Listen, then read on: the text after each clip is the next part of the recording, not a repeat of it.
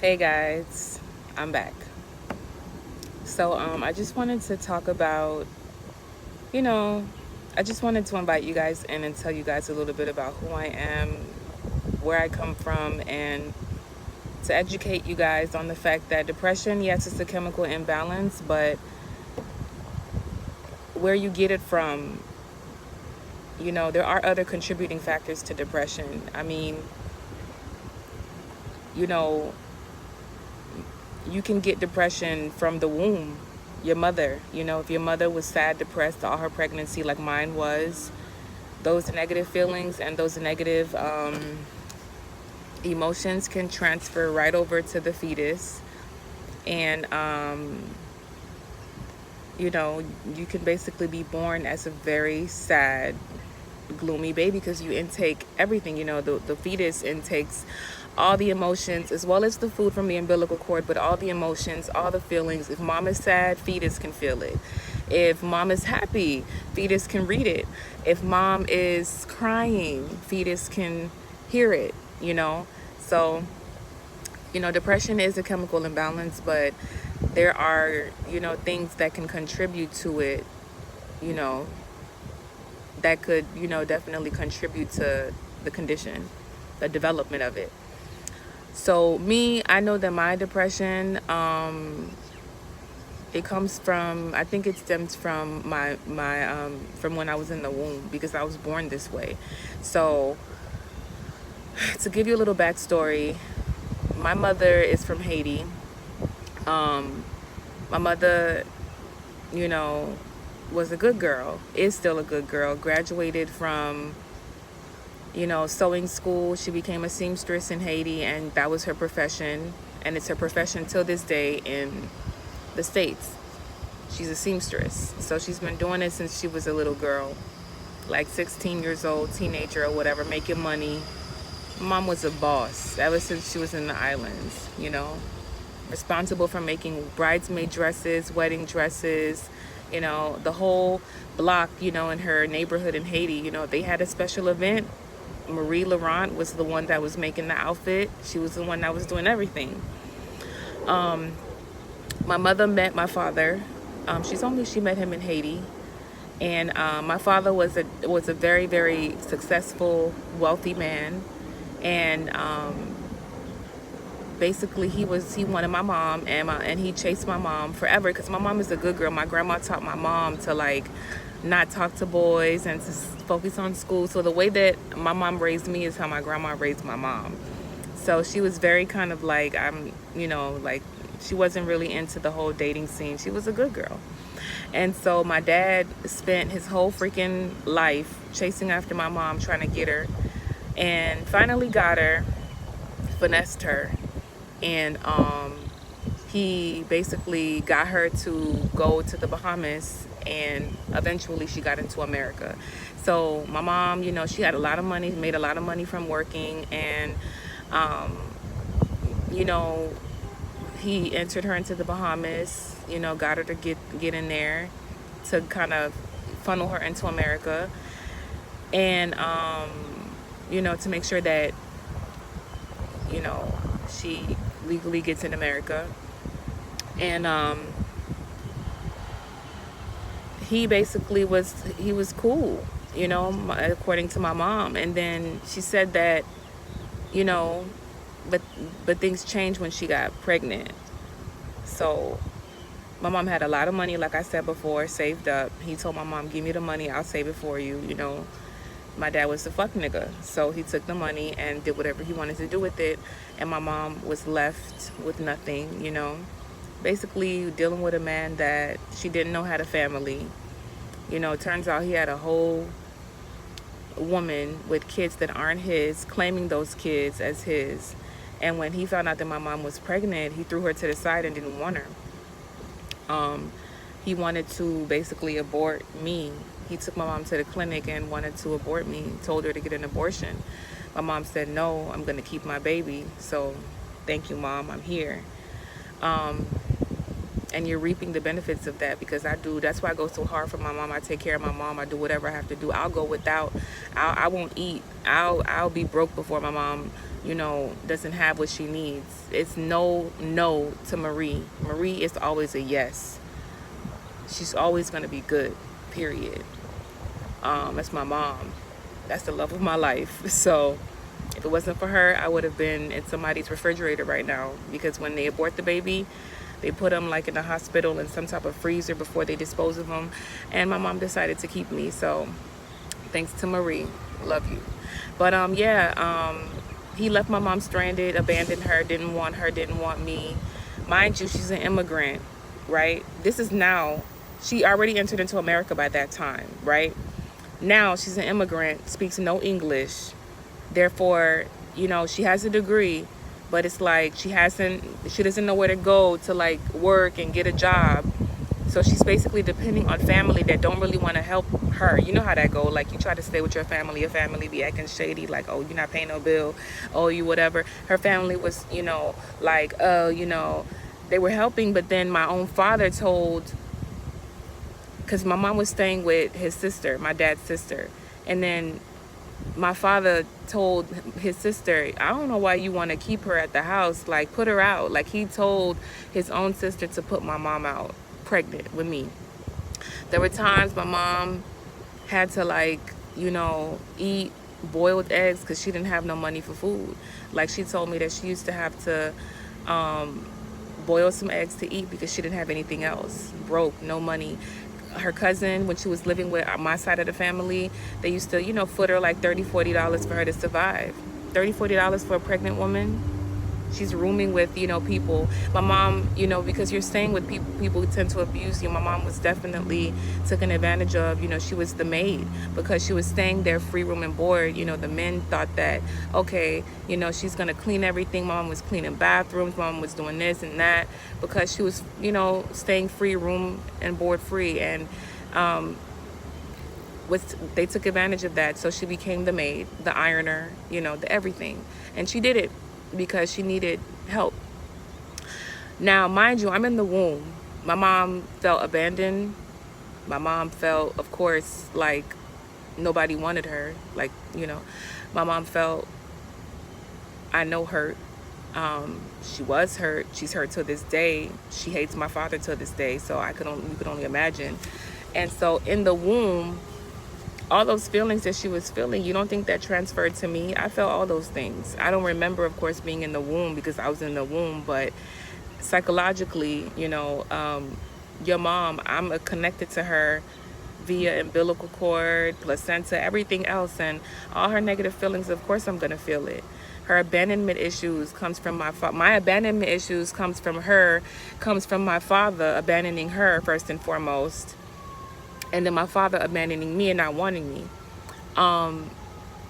Me always wanting to feel like if I'm with somebody, I constantly need them to text me, call me. I need to have that connection. Why? Because I have abandonment issues, because I don't feel loved. I don't feel wanted a lot of times, most of the time, because of my childhood, because of in the womb, I was rejected.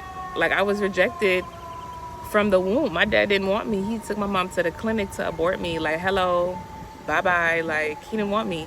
So those feelings of rejection, abandonment, and suffering my mom felt, it transferred to me. And I was born basically a sad-ass baby, okay?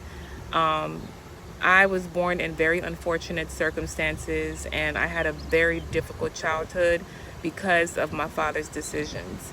He claimed all these other kids except me. So that was my first experience of rejection. The first person to ever reject me was my father.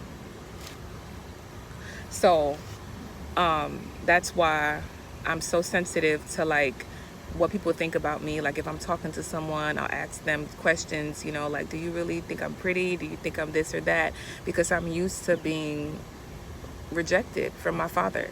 And so all in all, my mom, her experiences, her pregnancy, her horrible pregnancy, being abandoned, being, without, definitely affected me in the womb. And that's why I was born. That's a contributing factor as to why I was born the way that I was born. And I know that if my circumstances were different, like if my dad was around and he was rubbing her belly and singing to me in the womb and telling me he loves me from the womb, definitely would have been a different kind of kid, but I didn't get that. So, but of course, Jehovah makes up for it. Jehovah makes up for it. He's made up for that a lot. My mom definitely compensated for that. My mom's love definitely was, I'm so thankful for it, because if I didn't have mom and dad, I probably would have been fucked up. I am fucked up, but I'm healing. I'm not fucked up no more. I used to be. But if I didn't have a mom that gave a fuck, man, I probably would have been out here selling ass for love. Who knows? You know what I'm saying? Because that's what happens. Sometimes girls, when you see them out here, acting a fool, sometimes it's not because they want to be hoes. Sometimes they're looking for love. They looking for. I have a friend that told me, I feel better, when I'm having sex, because that's the only time I feel loved. I have friends that have told me that. You know what I'm saying? So who knows, if I didn't have my mom, I probably would have been doing the most to try to feel what my father refused to give me. You know what I'm saying? My self-worth issues, all of that comes from my dad. My abandonment issues and my attachment issues and latching on to someone who shows interest in me or gives me compliments or makes me feel good about myself is from my father. Because if my father was there to tell me I'm beautiful, if my father was there to tell me that he loves me and wants me, I wouldn't give a fuck about nobody's opinion. I wouldn't care about latching on to nobody. It would be very, very easy for me to, be independent emotionally, but I became dependent emotionally instead because my father he wasn't that crutch for me. But there is a God and there is a great mom that helped me to be okay regardless.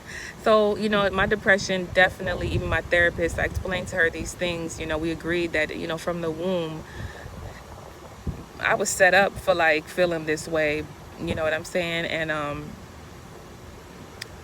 eventually my father tried to kind of reach out to me and he tried to like get in my life, but I rejected him. It was kind of like, it's too late. I told him it's too late. And then what pissed me off is that,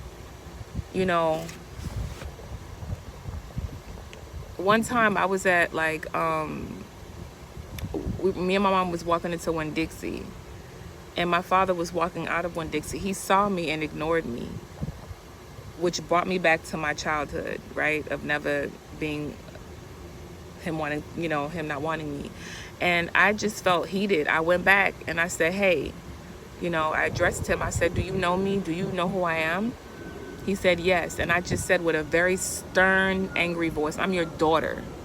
I'm your daughter. So after that, I just walked away. And I said, I'm your daughter because it's like, nigga, you nutted in my mom like I'm your kid. What the fuck is your problem? Like, why don't you want to raise me? Why don't you want to, you gonna walk past me and act like I don't exist? Are you fucking kidding me? I'm your fucking daughter. Like, bitch. That's how I felt. And, after we went to Winn-Dixie or whatever the case may be, inside I felt good. I'm like, I stood up to him like, nigga, I'm your daughter. I let him know. Turns out this mofo was like waiting outside of Winn-Dixie for us in the parking lot, talking about, oh, your mama kept you from me, flipping the script on my mom because he feels guilty about being an ain't shit ass nigga. And that's what turned me off. Don't blame my mama for shit. I believe everything my mama tell me. My mama told me you wasn't there, nigga, you wasn't there. My mama told me you tried to abort me. Later she told me this, but she told me you tried to abort me. My mama is not a liar. My mama tell the truth. She's not a bitter baby mom. You made my mama didn't even know she was a side chick. My mom is a wholesome woman. She lost her virginity to you at 29. My mom was a virgin until fucking 29. And you treated a queen like that and put her in side bitch position while you was raising a thought with her fucking family. Like, nigga, you see how dumb niggas are? Like, my daddy is dumb. Fucking dumb. And you trying to flip the script and say, oh, you keeping my baby.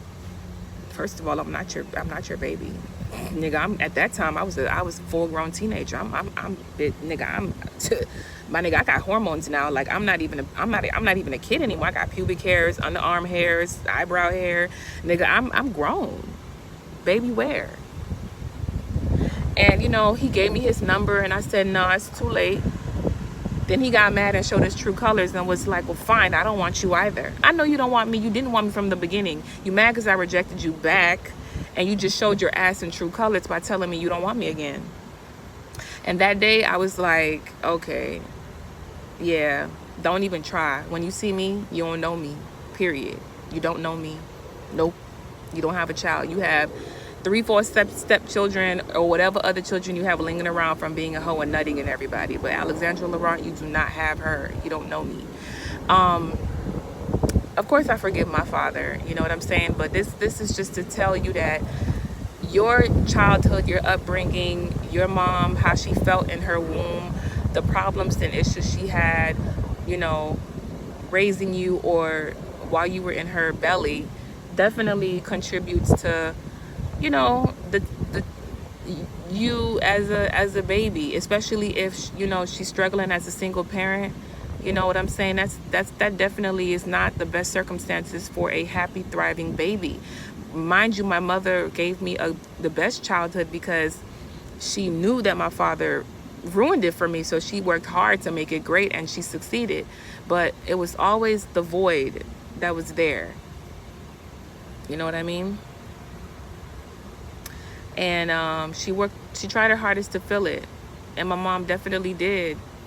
You know, she gave me everything because she knew like my kid don't have a dad. I'm gonna do everything I can to make her not feel like she don't have a dad. I'm gonna be her dad.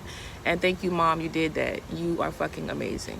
I'm gonna buy you a house and a luxury car one day. I'm gonna make you a millionaire for that, bet. But you know, you still do. You know, I had a void from my dad, but Jehovah has filled that since then, and I'm healed from that. But yeah, my childhood, my life in the womb definitely contributed to my depression, anxiety, because from birth it's like my circumstances, immigrant, no English, you know, I'm being raised by her. People are taking advantage of her because she's an immigrant that speaks no English. You know, she's on WIC. You know, we're basically living you know, not the life we are now. So of course I had all the odds against me, and it showed in my mental state. And you know, that's the story of my dad and my life in the womb. But I guess the message is, you guys, no matter how you were born, who doesn't want to be in your life, who rejected you, who mistreated you, who chose whatever over you, whether it's a hoe, my dad chose bitches over my mom and me, whether it's drugs, whatever it is, just know that you can beat the odds of your circumstances. Because I basically grew up in a home where 1 bedroom, 1 bath for 2 people, you know, single parent. Mom was making like $7 an hour minimum wage. Today I live in a luxurious 2 bedroom, 2 bath apartment. I have my own car. I graduated nursing school. I'm well off, and my mom is also well off. And inside I feel whole. I don't feel like I have a void so much anymore, because I have a good relationship with God, and his love is greater than any humanly love. And the Bible says, if your father and your mother should abandon you, I will take you in. So Jehovah took me in, and that's why I feel the way that I feel today. And I have a great team of medical professionals that help me with the chemical imbalance, the science behind my condition, and keeps it under control. So you can beat the odds, and you can definitely be a success story, regardless of who did what, who decided to not be a part. You know, you can beat the odds, because I did, and you can too. And you know,